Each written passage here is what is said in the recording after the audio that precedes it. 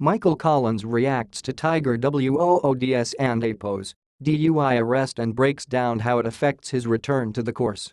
1:47, the news was jarring enough. In the mid-morning of Memorial Day, details started to emerge about Tiger Woods and the latest dramatic bombshell in what has become a precipitous fall from grace.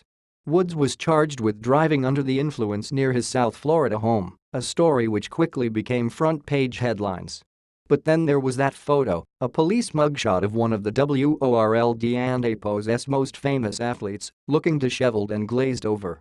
For a man whose personal life has become a series of humiliations in varying degrees over the past decade, the photo offers tangible representation of that stark decline. Without it, the story remains layered, another public embarrassment. There is no positive way to spin this story. No silver lining, no beneficial aftereffects that might spring from it. Initial reactions toward the news, and perhaps just as importantly, the mugshot, can range the gamut of emotions. Anger for putting himself and others at risk of danger.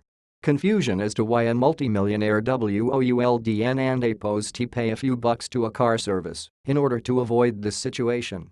Shock in regard to a man who has already so dearly paid the price for past personal scandal, allowing further transgressions to affect him once again. But the main takeaway here is sadness. Just pure sadness. Look at those sunken eyes in that mugshot, and we no longer see the mercurial golfer who once seemed so invincible inside the ropes. There was often debate during his prime that Woods intimidated his opponents. He WASN and APO's just better than them, the argument stated. He was also tougher. Well, it and APO's difficult to beat a guy who holds not just a physical and technical advantage over the field, but a mental one as well. This, though, is Woods at his most vulnerable. It is an image he never wanted to portray to anyone, let alone the entire gawking world.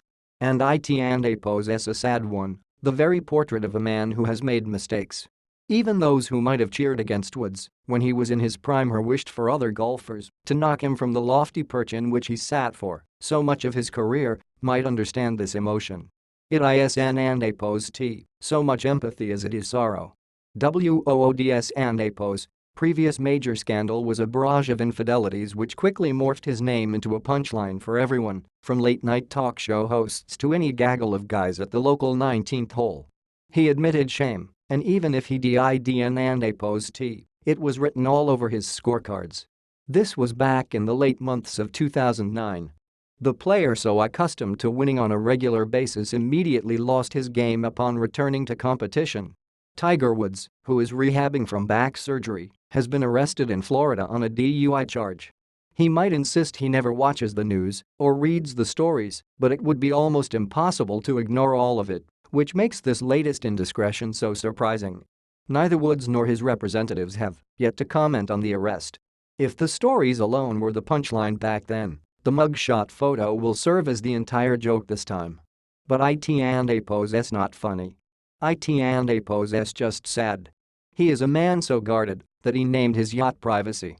Once again, he has suffered public embarrassment, once again, at his own culpability. He once seemed like he had everything. A million-watt smile, a swing that would make Bobby Jones jealous, and all the money he could ever need.